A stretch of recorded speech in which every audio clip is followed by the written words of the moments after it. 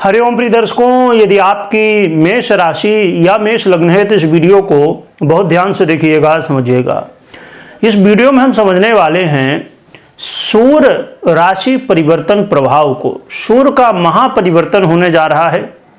ये सूर्य का परिवर्तन बड़ा ही महत्वपूर्ण है और सूर्य राशि परिवर्तन 14 जनवरी 2025 को होने जा रहा है। जब सूर्य 14 जनवरी को मकर राशि में प्रवेश करेंगे तो लगभग 1 महीने तक गोचर करेंगे, यानी कि 12 फरवरी तक इसी मकर राशि में गोचर करेंगे। जब सूर्य मकर राशि में गोचर करते हैं तो उसे मकर संक्रांति कहा जाता है। वैसे तो हर महीने संक्रांति होती है, परंतु मकर संक्रांति का विशेष महत्व है। मकर संक्रांति के दिन भगवान सूर्य की पूजा आराधना करने से व्यक्ति अपने जीवन में मान सम्मान, यश, प्रतिष्ठा, ऐश्वर्य, आरोग्यता ये सभी कुछ प्राप्त करता है। और भगवान सूर्य की कृपा से, भगवान भुवन भास्कर की कृपा से व्यक्ति अपने जीवन में संपूर्ण सुखों को प्राप्त करता है और संपूर्ण दुखों से मुक्ति प्राप्त कर लेता है। जीवन में विजय भी प्राप्त करता है। हर एक क्षेत्र में अपने शत्रुओं पे हर एक जगह विजय प्राप्त करता है।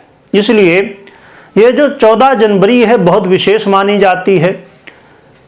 एक पिता अपने पुत्र के घर में पहुंचते हैं अपने पुत्र से मिलने के लिए, क्योंकि शनिदेव की ये मकर राशि है और कुंभ राशि भी, जिसमें इस समय कुंभ राशि में शनिदेव गोचर कर रहे हैं और सूर्य मकर में गोचर करेंगे। तो ये पिता और पुत्र का मिलन होता है। इसे बड़ा ही महत्व माना गया है। क्या पूजा करना चाहिए, क्या कैसे सब कुछ विधान है, इसको जानने के लिए हमारा जो दूसरा चैनल है आप जानते ही होंगे कि चिंतामणि व्रत त्योहार, तो उसमें आप देख सकते हैं इसकी जानकारी कि मकर संक्रांति के दिन क्या कैसे सब कुछ करना चाहिए, क्या महत्व है सभी कुछ। आइए अब हम जानते हैं कि इस मकर संक्रांति के दिन ये जो सूर्य का परिवर्तन है ये क्या कैसा है और क्या प्रभाव देगा, क्या उपाय करना चाहिए जिससे हमें और भी अच्छे परिणाम इस महापरिवर्तन के मिल सकें। प्रिय दर्शकों, जब 14 जनवरी को सूर्य परिवर्तन करेंगे तो देवगुरु बृहस्पति, मंगल और केतु से दृष्ट भी होंगे और 24 जनवरी को बुध का राशि परिवर्तन होगा जो कि मकर राशि में होगा।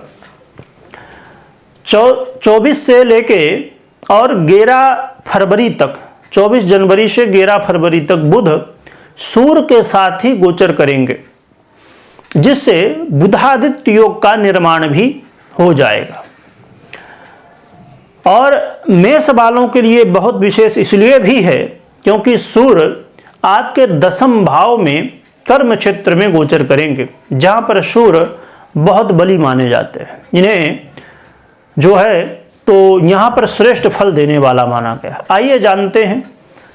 तो ये सूर्य का परिवर्तन आपके जीवन में, आपके कार्य क्षेत्र में, आप जॉब करते हैं, नौकरी करते हैं या जो भी काम करते हैं, खासकर जॉब आदि के क्षेत्र में बड़े परिवर्तन, चाहे आप प्रमोशन की इच्छा रखते हो, चाहे आप चेंज की इच्छा रखते हो, चाहे आप सैलरी वृद्धि की इच्छा रखते हो, यानी कि जॉब में कोई ना कोई पॉजिटिव बदलाव आपको देखने को मिलेगा। परंतु वीडियो पूरा देखिएगा तभी क्लियर हो पाएगा। ऐसा नहीं कि आपने स्टार्टिंग में 2 शब्द सुन लिए और फिर कहे कि अरे ऐसा तो कुछ हुआ नहीं, क्योंकि आगे हम समझेंगे कि किसको ये फल मिलेगा, किसको नहीं मिलेगा, ये भी समझेंगे। तो ध्यान से देखिएगा, पूरा देखिएगा। तो करियर में आपके परिवर्तन आएंगे और जो लोग नौकरी के लिए, जॉब के लिए प्रयासरत थे, यानी कि कोशिश कर रहे थे, इंटरव्यू दे रहे थे, फॉर्म भर रहे थे, परंतु संघर्ष जीवन में जारी था पर सफलताएं नहीं मिल रही थी, तो ये समय होगा जो कि आपको सफलताएं प्राप्त होंगी। इसके अलावा यदि आप विद्यार्थी हैं, स्टूडेंट हैं, तो आपके लिए बहुत अच्छा समय है। आप अपने विद्यार्थी जीवन में मान सम्मान प्राप्त करेंगे, अपने विद्यार्थी जीवन में यश प्रतिष्ठा प्राप्त करेंगे। कैसे करेंगे कि पढ़ाई में जब अच्छे नंबर लाएंगे, अच्छा आपका प्रदर्शन होगा, तो कहीं ना कहीं मान सम्मान मिलेगा। साथ में यदि आप अपने जीवन में चाहते हैं कि सुखों में वृद्धि हो, तो ये समय है सुखों में वृद्धि का। ये समय है कि आप घर, गाड़ी, बंगला इत्यादि का सुख जो है, आपके पास जो सब कुछ है उसका उपभोग कर पाएंगे। परंतु यहाँ पर कुछ बातों का थोड़ा ध्यान रखना है जरूर, क्योंकि यहाँ पर जैसे मैंने कहा कि केतु की भी दृष्टि से दृष्ट हैं, मंगल की दृष्टि से भी दृष्ट हैं, गुरु की दृष्टि से भी दृष्ट हैं। तो गुरु की दृष्टि तो चलिए बहुत अच्छी बात है, सपोर्ट ही करेगी। और मंगल की दृष्टि कहीं ना कहीं इस समय नीच अवस्था में, वक्र अवस्था में भी हैं, तो ये उतना पॉजिटिव प्रभाव नहीं दिख रहा है, जो कि बहुत ज़्यादा निगेटिव भी नहीं है।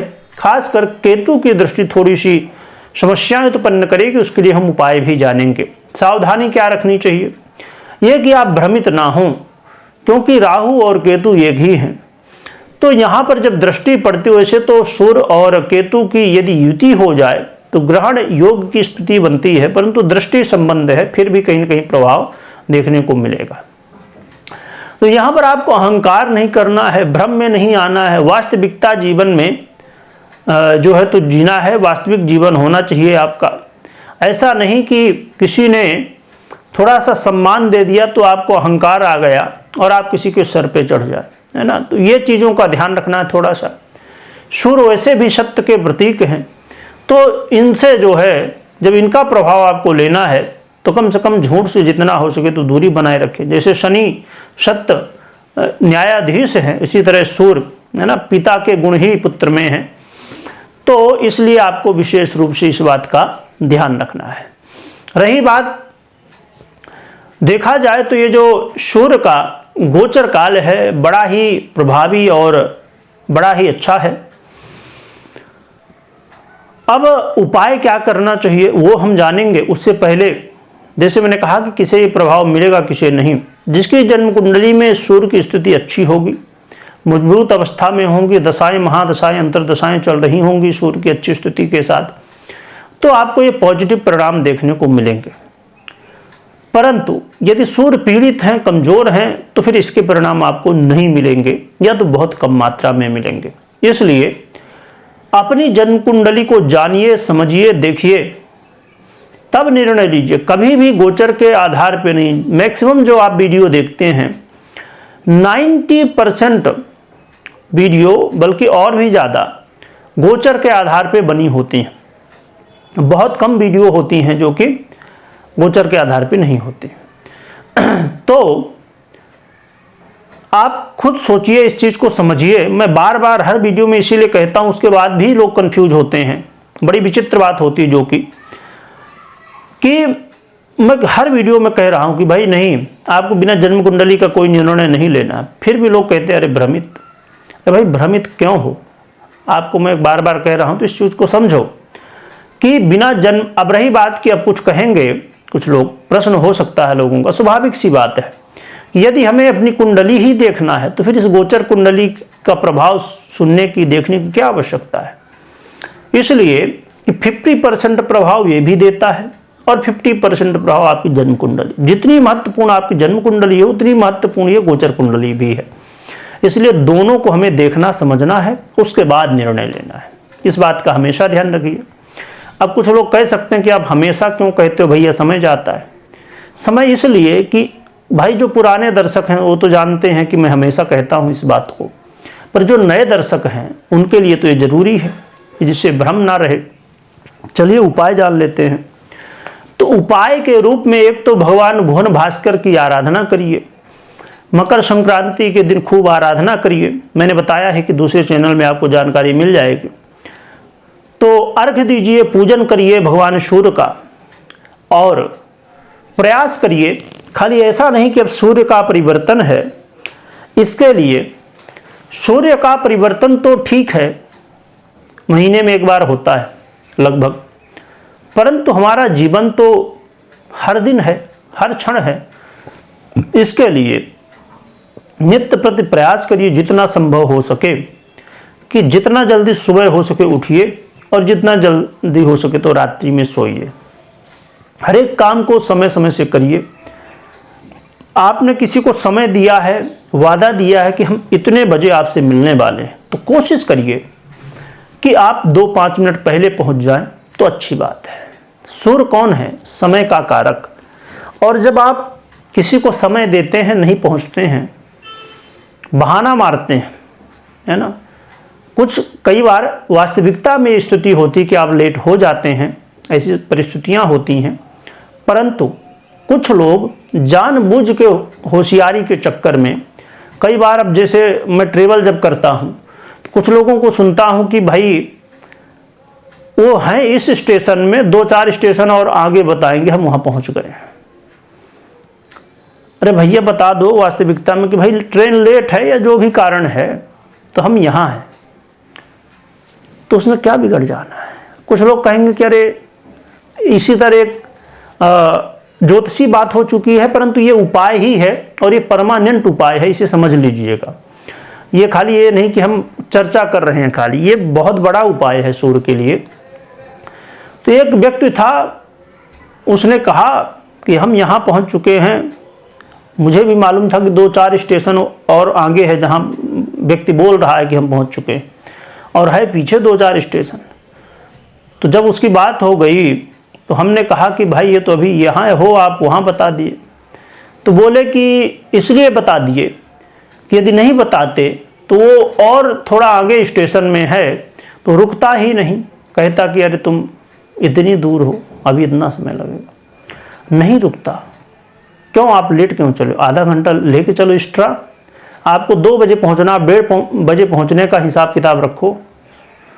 पर कभी हो गया तो उसमें भाई आप भी क्या कर सकते हो? सामने वाला जो व्यक्ति खड़ा है वो भी जानता है कि भाई वही लेट हो गया तो क्या कर सकता है। यदि वास्तविकता में लेट हुए तो हमें थोड़ी प्लानिंग करके चलना होगा कि भाई इतना समय कुछ लग सकता है, थोड़ा एक्स्ट्रा समय लेके चलना होगा।